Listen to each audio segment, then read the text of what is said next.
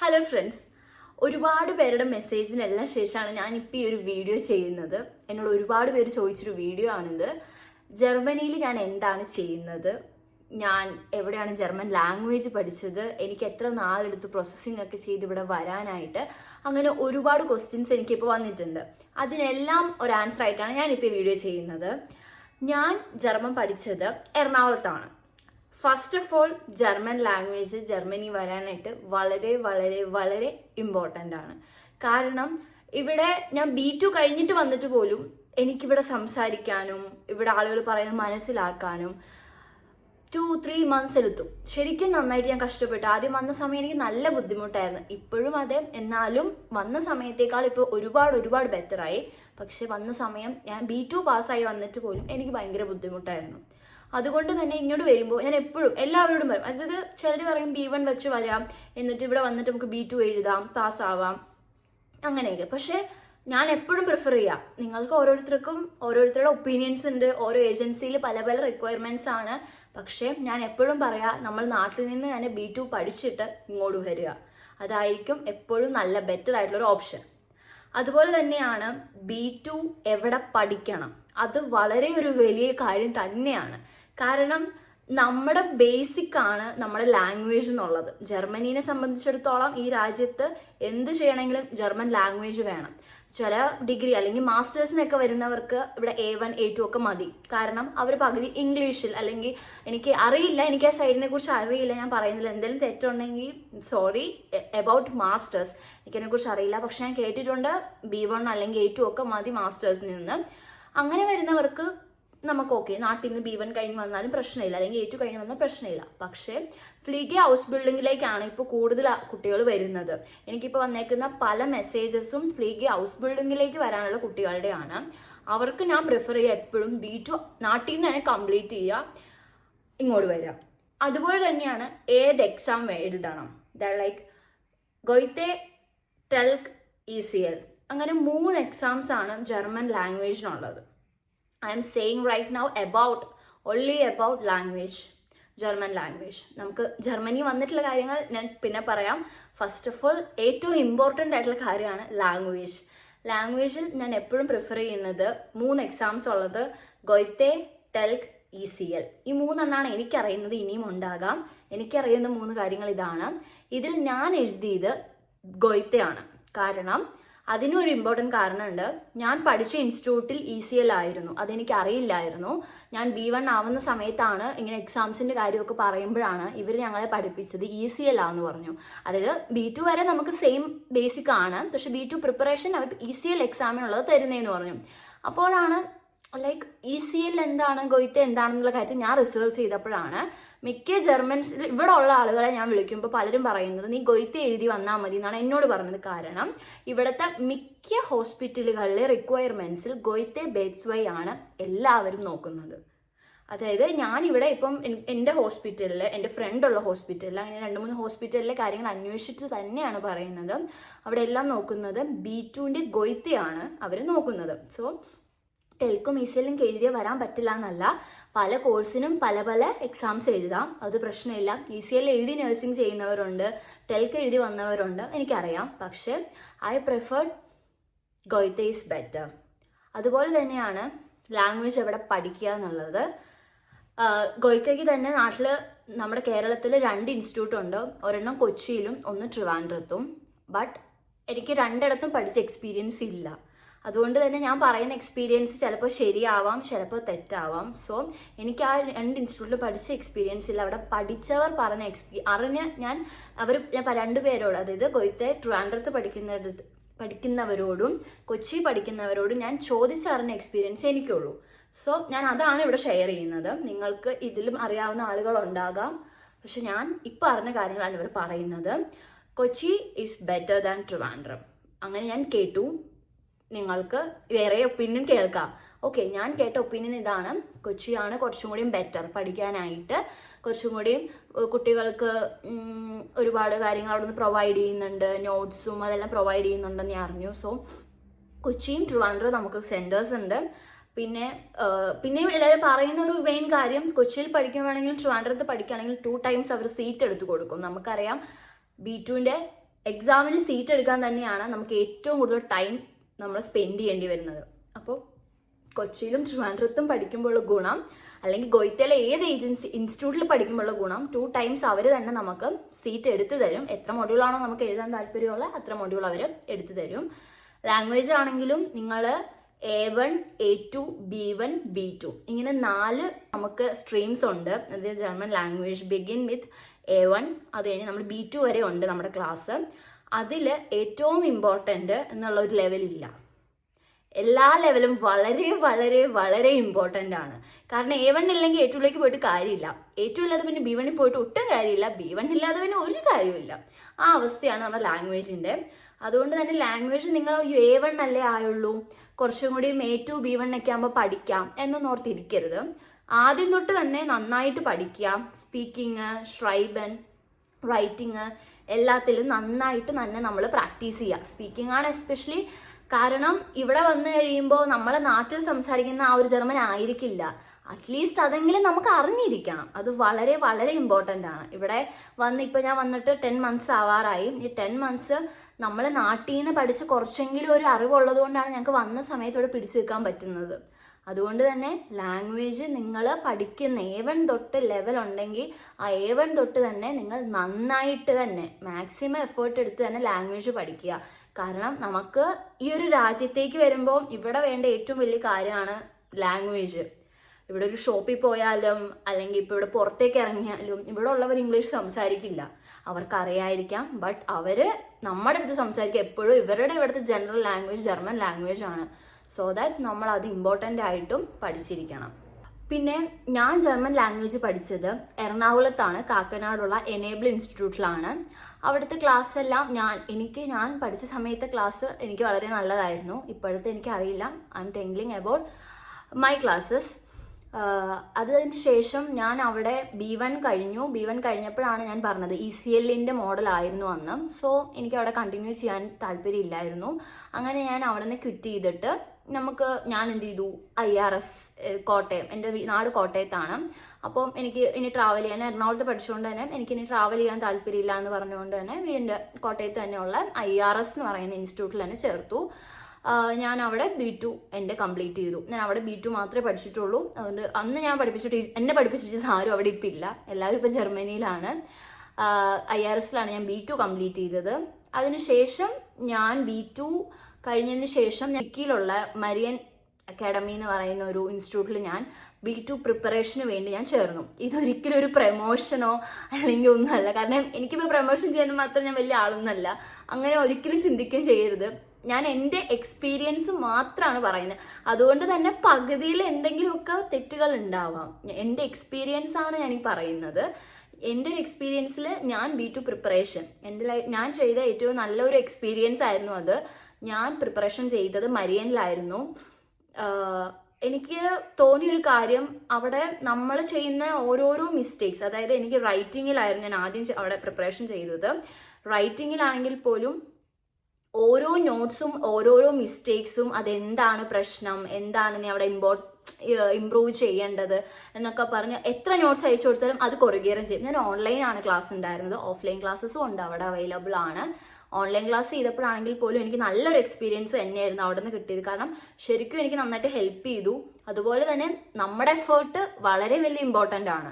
അതായത് ഇപ്പോൾ online class ആണെങ്കിലും ഓഫ്ലൈൻ ക്ലാസ് ആണെങ്കിലും ഒരു 50% നമുക്ക് നമ്മുടെ ടീച്ചേഴ്സ് അല്ലെങ്കിൽ നമ്മുടെ ഇൻസ്റ്റിറ്റ്യൂട്ടിൽ നിന്ന് ഉണ്ടാവും.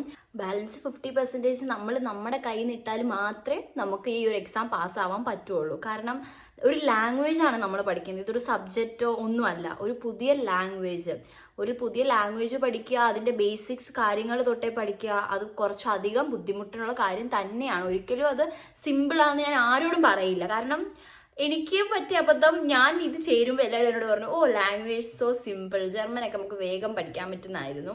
പക്ഷെ എനിക്ക് പഠിക്കാൻ തുടങ്ങിയപ്പോൾ മനസ്സിലായി ഇതത്ര സിമ്പിളൊന്നും അല്ല. അതുകൊണ്ട് തന്നെ ഞാൻ ഇവിടെ പറയാം, എനിക്കിതത്ര സിമ്പിൾ അല്ലായിരുന്നു എനിക്ക്.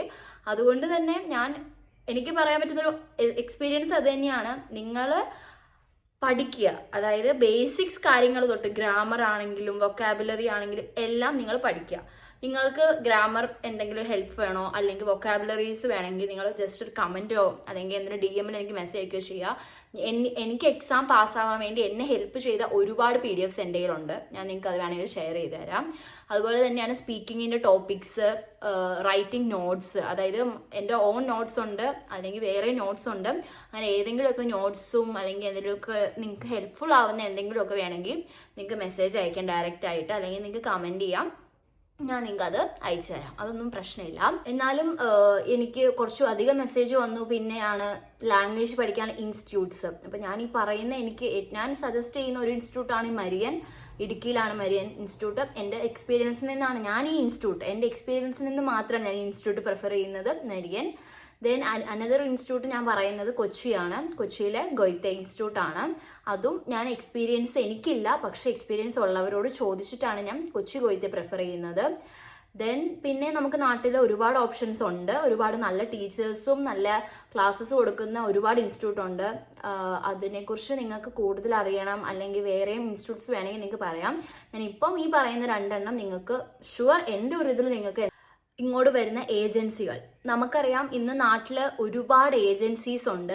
അതുപോലെ തന്നെ ഞാൻ ഒരുപാട് ന്യൂസസും കാണാറുണ്ട്. ഏജൻസിക്കാർ പറ്റിച്ചു, കുട്ടികളെ ഇത്ര രൂപ കയ്യിൽ നിന്ന് വാങ്ങി കൊണ്ടുവരുമെന്ന് പറഞ്ഞു, ഇന്ന ആളുകൾ പറ്റിച്ചു, അങ്ങനെ കുറേ ന്യൂസസ് ഞാൻ കണ്ടിട്ടുണ്ട്. ഇപ്പോൾ എൻ്റെ പേരൻസിനും അങ്ങനത്തെ ഒരുപാട് പേടികൾ ഉണ്ടായിരുന്നു. അതുകൊണ്ട് തന്നെ എൻ്റെ പപ്പയും അമ്മയും എൻ്റെ അമ്മയുടെ ഒരു ഫ്രണ്ടിൻ്റെ മോൻ ഇവിടെ വന്നു. ആളുടെ കൊണ്ടുവന്ന ഏജൻസിയിലാണ് എൻ്റെ പേപ്പറിങ് കൊടുത്തത്. അതുപോലെ തന്നെ നമ്മളെപ്പോഴും അതായത് ആരെങ്കിലുമൊക്കെ ആ വഴി പോയിട്ടുണ്ടോ, അവരൊക്കെ ജർമ്മനിയിൽ എത്തിയിട്ടുണ്ടോ എന്നൊക്കെ അന്വേഷിച്ചിട്ട് മാത്രം ഒരു ഏജൻസിയിൽ നമ്മൾ പ്രോസസ്സിങ്ങിന് കൊടുക്കുക. അല്ലാതെ ഒരാൾക്ക് അയാളെ വിശ്വസിച്ച് കൊടുക്കാനൊന്നും ഞാൻ പ്രിഫർ ചെയ്യില്ല. പ്രോസസ്സിങ് ചെയ്തത് ഓൾലാൻഡ്, അതായത് ആലുവ ഓൾലാൻഡ് കൺസൾട്ടൻസിയിലാണ് ഞാൻ ചെയ്തത്. ഇങ്ങനെ ഒരാൾ എൻ്റെ അമ്മയുടെ ഫ്രണ്ടിൻ്റെ മോൻ പോയി അയാൾ ജർമ്മനിയിൽ എത്തിയതിന് ശേഷം ആൻറ്റി റെക്കമെൻഡ് ചെയ്തിട്ടാണ് ഞങ്ങൾ അവിടെ പ്രോസസ്സിങ്ങിന് സ്റ്റാർട്ട് ചെയ്തത്. ഞാൻ B2 എനിക്ക് ഫസ്റ്റ് 2 മൊഡ്യൂളാണ് കിട്ടിയത്. ഞാൻ 2 മൊഡ്യൂൾ വെച്ചിട്ടാണ് എൻ്റെ പ്രോസസ്സിങ് സ്റ്റാർട്ട് ചെയ്തത്. അതിന് കാരണം നമുക്ക് നമ്മുടെ നാട്ടിലെ നമ്മുടെ 10th +2 പിന്നെ നമ്മുടെ date of birth certificates translation attestation period ഉണ്ട്. അതായത് ജർമ്മനിയിലേക്ക് അത് അയച്ച് അത് ട്രാൻസ്ലേറ്റ് ചെയ്ത് തിരിച്ച് നാട്ടിൽ വരേണ്ട ഒരു ടൈമുണ്ട്.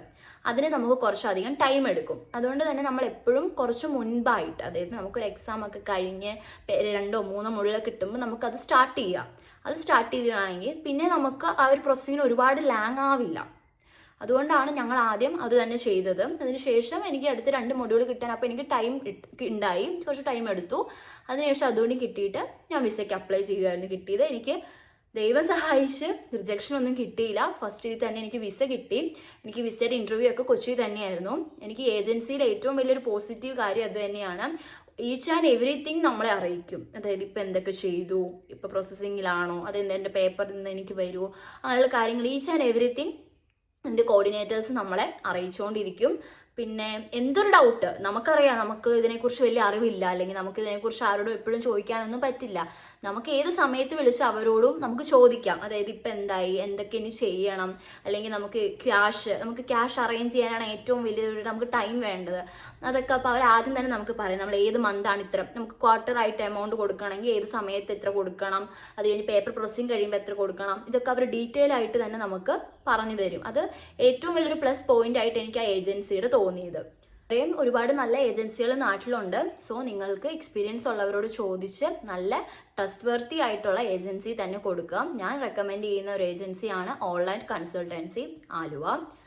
ദെൻ നെക്സ്റ്റ് ഞാൻ ഇവിടെ വന്ന ടൈം, ഞാൻ വന്നത് August 31 it's a big day in my life. ഞാൻ എപ്പോഴും ഓർക്കുന്നൊരു ഡേ ആണ്. ഞാൻ ബവേരിയയിലാണ്, അതായത് ബയോൺ എന്ന് പറയുന്ന സ്ഥലത്താണ് ജർമ്മനിയിലെ. ഞാൻ ഇവിടെ വന്ന എയർപോർട്ട് മ്യൂണിക്കിലാണ്, മ്യൂൺഷൻ. അവിടെ വന്നു ഒരു ഉച്ച സമയത്താണ് ഇവിടെ എത്തിയത്. ഞാൻ ഇവിടെ എത്തുമ്പോൾ തന്നെ നമ്മളെ ഏജൻസിയിൽ നിന്ന് ഞങ്ങളുടെ അച്ഛൻ, അതായത് ഇവിടെ എല്ലാം കോർഡിനേറ്റ് ചെയ്യുന്ന ഇവിടെ ഒരു ഫാദർ സിജോ, അച്ഛൻ ഇവിടെ ഉണ്ടായിരുന്നു എയർപോർട്ടിൽ. ഞാൻ എൻ്റെ ഒരു ഫ്രണ്ട് അനീന, ഞങ്ങൾ 2 പേരാണ് ഒരുമിച്ച് കൊച്ചിയിൽ നിന്ന് വന്നത്. ഞങ്ങൾ മ്യൂണിക്കിൽ എത്തിയപ്പോൾ ആ ഏജൻസിയിൽ നിന്ന് വേറെ സ്ഥലത്തു നിന്നുള്ള വേറെ കുട്ടികളുണ്ടായിരുന്നു. അങ്ങനെ അവരെയും ഞങ്ങൾ മ്യൂണിക്ക് എയർപോർട്ടിൽ വെച്ച് കണ്ടുമുട്ടി. അങ്ങനെ ഞങ്ങൾ എല്ലാവരും ഒരുമിച്ച് വന്ന് വേറെ സ്ഥലത്തേക്കുള്ള കുട്ടികളും ഉണ്ടായിരുന്നു. അങ്ങനെ ഞങ്ങളൊരു 9 or 8 കുട്ടികൾ ഒരുമിച്ചായിരുന്നു ഞങ്ങൾ വന്നപ്പോൾ അച്ഛൻ അവിടെ ഉണ്ടായിരുന്നു. അച്ഛൻ ആണ് ഞങ്ങളെ അവിടെ നിന്ന് പിക്കപ്പ് ചെയ്ത് ഞങ്ങളുടെ ഇവിടെ ഹോസ്പിറ്റലിൻ്റെ ഇവിടെ കൊണ്ടുവന്നു. അപ്പോൾ ഞങ്ങളുടെ ഷൂളയിലെ ലൈറ്റർ, അതായത് ലൈറ്റർ എന്ന് പറയുന്നത് നമ്മുടെ പ്രിൻസിപ്പൾ, നമ്മുടെ ഷൂളയിലെ പ്രിൻസിപ്പൾ ഉണ്ടായിരുന്നു. പുള്ളിക്കാരി ഞങ്ങളെ കൊണ്ടുവന്ന് ഇവിടെ ഞങ്ങൾ വൂണുങ്ങ്, അതുപോലെ തന്നെ ഇവിടെ എന്തൊക്കെ കാര്യങ്ങൾ അവൈലബിൾ ആണിപ്പോൾ, പിന്നെ ഞങ്ങൾ ഇനി നാളെ ഞങ്ങൾ 31 ഇവിടെ എത്തിയതും ഞങ്ങൾക്ക് ഫസ്റ്റ്, അതായത് സെപ്റ്റംബർ 1 ഞങ്ങൾ ക്ലാസ് തുടങ്ങും. സോ ഞങ്ങൾക്ക് ടൈമില്ല, ഞങ്ങൾക്ക് പിറ്റേ ദിവസം മോർണിംഗ് ക്ലാസ്സിൽ പോകണം. അപ്പോൾ ആ കാര്യങ്ങളൊക്കെ ഞങ്ങൾക്ക് മാം ഇവിടെ വന്നപ്പോൾ തന്നെ ഞങ്ങൾക്ക് എക്സ്പ്ലെയിൻ ചെയ്തു തന്നു.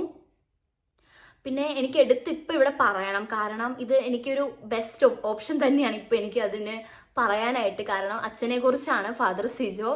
അച്ഛൻ ഞങ്ങളെ എല്ലാ കാര്യങ്ങൾക്കും സപ്പോർട്ട് ചെയ്തിട്ടുണ്ട്. കാരണം അച്ഛനെ ഞങ്ങൾക്ക് ഇതിന് മുമ്പ് അറിയാവുന്നത് ഞങ്ങൾ ഈ ഏജൻസി ത്രൂ വരുമ്പം, അത് നമുക്കറിയാം, നമുക്ക് ഇന്റർവ്യൂസ് ഉണ്ട്. ഇന്റർവ്യൂ ഒരു വലിയ ഒരു കടമ്പ തന്നെയാണ്. നമുക്ക് ഇവിടെ നിന്ന് നമ്മുടെ പ്രോസസ്സിങ് ഏജൻസി ത്രൂ സ്റ്റാർട്ട് ചെയ്ത് കഴിയുമ്പോൾ നമുക്കിവിടെ അഡ്മിഷൻ കിട്ടുകയാണെങ്കിൽ നമുക്ക് ഇന്റർവ്യൂ ഉണ്ട്. നമുക്ക് അഡ്മിഷൻ കിട്ടണമെങ്കിൽ നമുക്ക് ഇവിടെ നിന്ന് ജർമ്മനിയിൽ നിന്ന് നമ്മുടെ ഷൂളെ, അതായത് നമ്മുടെ ആർബൈറ്റ് ഗേബർ, നമ്മുടെ ഹോസ്പിറ്റലിൽ നിന്ന് അല്ലെങ്കിൽ നമ്മുടെ ഷൂളയിൽ നിന്ന് നമുക്കൊരു ഇന്റർവ്യൂ ഉണ്ടാവും. ആ ഇന്റർവ്യൂവിന് തലേ ദിവസം അല്ലെങ്കിൽ അതിന് 2-3 ദിവസമായിട്ട് അച്ഛൻ ഞങ്ങൾക്കൊരു ക്ലാസ് ഒക്കെ പ്രൊവൈഡ് ചെയ്തു. പിന്നെ അച്ഛൻ്റെ എക്സ്പീരിയൻസ് പറഞ്ഞു തന്നു, എന്തൊക്കെ കാര്യങ്ങൾ ശ്രദ്ധിക്കണം, എന്തൊക്കെയാണ് അവർ നമ്മുടെ ശ്രദ്ധിക്കുക, അങ്ങനെ ഒരുപാട് കാര്യങ്ങൾ അച്ഛൻ ഞങ്ങൾക്ക് റെക്കമെൻഡ് ചെയ്തു തന്നു. അതെല്ലാം ഒരുപാട് ഹെൽപ്ഫുൾ ആയിരുന്നു ആ ഒരു ഇന്റർവ്യൂ പാസ്സാവാനായിട്ട്. അപ്പോൾ അത് അച്ഛനോട് ശരിക്കും ഒരു നന്ദി പറയേണ്ട കാര്യം തന്നെയാണ്. അതാണ് ഞാൻ ഈ വീഡിയോയിൽ തന്നെ അത് പറഞ്ഞത്. പിന്നെ ഇവിടെ വന്നിട്ടാണെങ്കിലും അച്ഛൻ ഞങ്ങൾ 1-ാം തീയതി വന്നു. അന്ന് തന്നെ ഉച്ചയ്ക്ക് അച്ഛൻ തിരിച്ചു പോയി. ഞങ്ങൾ 31 വന്നിട്ട് അച്ഛൻ തിരിച്ചു പോയിട്ട് അച്ഛൻ 1-ാം തീയതി വീണ്ടും വന്നു. ഞങ്ങളെ കൊണ്ടുപോയി സിറ്റി രജിസ്ട്രേഷൻ ചെയ്യിപ്പിച്ചു, ഞങ്ങൾക്ക് ബാങ്ക് അക്കൗണ്ട് എടുത്തു തന്നു. ഇതെല്ലാം അച്ഛൻ ഞങ്ങളുടെ കൂടെ തന്നെ നിന്ന് ചെയ്തു തന്നു. അപ്പോൾ ഇതൊക്കെ ശരിക്കും പറഞ്ഞാൽ ആ ഒരു ഏജൻസി ത്രൂ വന്നതുകൊണ്ട് ഞങ്ങൾക്ക് കിട്ടിയ അഡ്വാൻറ്റേജസ് ആണ്. മിക്ക ഏജൻസിയിലും അങ്ങനെ ആയിരിക്കാം, പക്ഷെ ഞാൻ കണ്ടിട്ടുള്ളത് മിക്ക ഏജൻസിക്കാരല്ല, ഇതെല്ലാം ഷൂളേക്കാർ ചെയ്തു കൊടുക്കുന്നതായിട്ടാണ്. പക്ഷെ ഞങ്ങൾക്ക് ഇവിടെ ഞങ്ങളുടെ അച്ഛൻ തന്നെയാണ് എല്ലാം ചെയ്തു തന്നത്. ഞങ്ങളുടെ ഷൂളിൽ നിന്നൊരു മാം വന്നു, എന്നിരുന്നാലും അച്ഛൻ തന്നെ അത് മുന്നിട്ട് നിന്ന് എല്ലാ കാര്യങ്ങളും ഞങ്ങൾക്ക് ക്ലിയർ ചെയ്തു തന്നു. നമുക്കൊരാൾ നമ്മുടെ ലാംഗ്വേജിൽ നമുക്കത് എക്സ്പ്ലെയിൻ ചെയ്ത് തരുമ്പോൾ കുറച്ചുകൂടി കാര്യങ്ങൾ മനസ്സിലാവും. ഞങ്ങൾ വന്ന ടൈമാണ്, ഞങ്ങൾക്ക് പെട്ടെന്ന് ഇവിടുത്തെ ഒരു മാം പറഞ്ഞാലോ അല്ലെങ്കിൽ ഒരു സാറ് പറഞ്ഞാലോ പെട്ടെന്ന് നമുക്കത് മനസ്സിലാവില്ല. ഇപ്പോൾ ബാങ്കിൽ പോയാൽ എന്തൊക്കെ ചെയ്യണം, അല്ലെങ്കിൽ സിറ്റി രജിസ്ട്രേഷൻ ആകുമ്പോൾ എന്തൊക്കെ ചെയ്യണം, ഇതൊക്കെ നമ്മൾക്ക് അച്ഛനുള്ളത് കൊണ്ട് തന്നെ ഞങ്ങൾക്ക് ഒരുപാട് ഹെൽപ്ഫുൾ ആയിരുന്നു. അതിനുകൊണ്ട് അച്ഛനോട് ഒരുപാട് നന്ദിയുണ്ട്. ഞങ്ങൾ 5 പേരാണ്, ഞങ്ങൾക്ക് 5 പേർക്കും അച്ഛനോട് ശരിക്കും ഞങ്ങൾ കടപ്പെട്ടിട്ടുണ്ട് ഇവിടെ വന്നതിന്. അത് ഞങ്ങൾ എന്തുണ്ടെങ്കിലും അച്ഛന് മെസ്സേജ് അയക്കും, അച്ഛൻ ഇപ്പം ഇന്നത് നടന്നു, അച്ഛൻ ഞങ്ങൾ ഇന്ന് ചെയ്തു, അങ്ങനെയൊക്കെ ഞങ്ങൾ എന്തുണ്ടെങ്കിലും അച്ഛനോട് പറയും. അപ്പം എന്തായാലും ഇത് അച്ഛന് വേണ്ടി ഞാൻ അച്ഛനോട് ശരിക്കും നന്ദി പറയുന്നു. അപ്പോൾ ഇതൊക്കെയാണ് നമുക്ക് ശ്രദ്ധിക്കാനുള്ള കാര്യം. ഞാനിപ്പോൾ പറഞ്ഞപ്പോഴാണ് ഇന്റർവ്യൂവിൻ്റെ കാര്യം ഓർത്തത്. ഇന്റർവ്യൂ നിങ്ങൾ എപ്പോഴും ശ്രദ്ധിക്കുക. ജർമ്മനിയിൽ നിന്ന് നമുക്ക് എന്തായാലും ഇന്റർവ്യൂ ഉണ്ടാവും, 1-2 ഇന്റർവ്യൂ ഉണ്ടാവും. എനിക്ക് ഒരു ഇന്റർവ്യൂ ഉണ്ടായിരുന്നുള്ളൂ. അതിനുശേഷം എനിക്കൊരു മീറ്റിംഗ് പോലെ എൻ്റെ ഇവിടുത്തെ ഒരു ടീച്ചറിനെ കിട്ടിയൊരു ഹൗസ് ഓഫ് ഗാബയായിരുന്നു, പുതിയതായിട്ട് വരുന്ന ഹൗസ്ലാൻഡേഴ്സിനോട് സംസാരിക്കുക എന്നുള്ളത്. അങ്ങനെ ആ മാമിൻ്റെ വക ഞങ്ങൾക്കൊരു മീറ്റിംഗും ഉണ്ടായിരുന്നു. ഇത് ഒരിക്കലും ഗ്രൂപ്പ് മീറ്റിംഗ് ആയിരിക്കില്ല, നമുക്ക് ഇൻഡിവിജ്വൽ ആയിട്ടായിരിക്കും. എനിക്ക് ഇൻഡിവിജ്വൽ ആയിട്ടായിരുന്നു. ആദ്യം നമുക്ക് സെൽഫ് ഇൻട്രൊഡക്ഷൻ ഉണ്ടാവും. അതിനുശേഷം അവർ ഓരോ ക്വസ്റ്റ്യൻസ്, എന്തൊക്കെയാണ് ഹോബീസ്, എന്തുകൊണ്ടാണ് ഹൗസ് ബിൽഡിംഗ് ചൂസ് ചെയ്തത്, ഹൗസ് ബിൽഡിങ്ങിന് എന്തെങ്കിലും മോട്ടിവേഷൻസ് ഉണ്ടായിരുന്നോ വരാനായിട്ട്, അങ്ങനെ എന്തെങ്കിലും എക്സ്പീരിയൻസ് ഉണ്ടോ ഈ ഒരു ഫ്ലീഗെ, നമ്മൾ എന്തെങ്കിലും ഒരു എക്സ്പീരിയൻസ് പറയാം, അല്ലെങ്കിൽ നമ്മുടെ ഫാമിലിയിൽ ആരെങ്കിലും ഉണ്ടായിരുന്നു, ആൾ പറഞ്ഞിട്ടാണ് നമുക്ക് ഈ ഒരു ഫ്ലീഗെ ഇഷ്ടപ്പെട്ടത്, എനിക്ക് മറ്റുള്ളവരെ ഹെൽപ്പ് ചെയ്യാൻ ഇഷ്ടമാണ്. അങ്ങനെ ഫ്ലീഗെ അല്ലെങ്കിൽ ഏതൊരു ഹൗസ് ബിൽഡിങ്ങിലാണെങ്കിലും നിങ്ങൾക്ക് ഒരു ഇന്റർവ്യൂ ഉണ്ടാവും. സോ അതിന് നിങ്ങൾ എപ്പോഴും നന്നായിട്ട് പ്രിപ്പയർ ചെയ്യുക.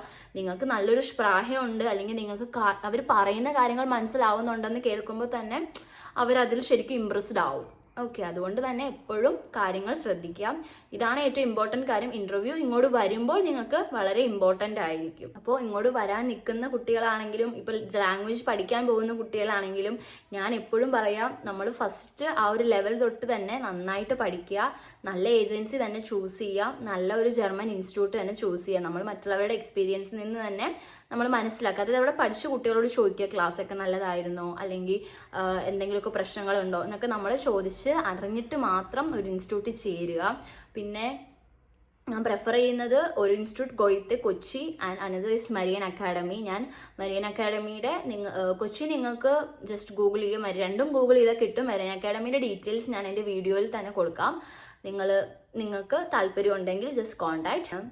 നമ്മൾക്ക് പഠിക്കാൻ തുടങ്ങുമ്പോഴാണെങ്കിലും, നമ്മൾ എക്സാം എഴുതി തോക്കുമ്പോഴാണെങ്കിലും, അല്ലെങ്കിൽ വിസ കിട്ടാൻ ലേറ്റ് ആകുമ്പോഴാണെങ്കിലും, അങ്ങനെ പല പല സിറ്റുവേഷൻസ് നമ്മുടെ ലൈഫിലുണ്ടാവും.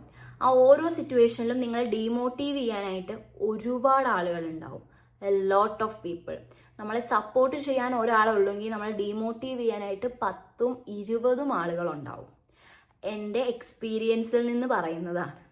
ഒരുപാട് ആളുകളുണ്ടാവും, അതായത് അവർ വളരെ സഹതാപത്തോടു കൂടി വന്ന് നമ്മൾ ഇത്ര നീ ട്രൈ ചെയ്തില്ലേ, ഇനി നീ ഇത് നിർത്ത്, എന്നിട്ട് നീ ബാംഗ്ലൂരോ അല്ലെങ്കിൽ മുംബൈയിലോ പോയി നേഴ്സിങ്ങിന് ചേരുക, അല്ലെങ്കിൽ നീ കേരളത്തിൽ നോക്ക്, അങ്ങനെ പറയുന്ന ഒരുപാട് ആളുകളുണ്ട്. അതായത് നമ്മൾ ഇത്ര നാളും ചെയ്ത ഒരു കാര്യത്തിൽ നമ്മൾ അപ്രിഷ്യേറ്റ് ചെയ്യാത്ത ഒരാളായിരിക്കും.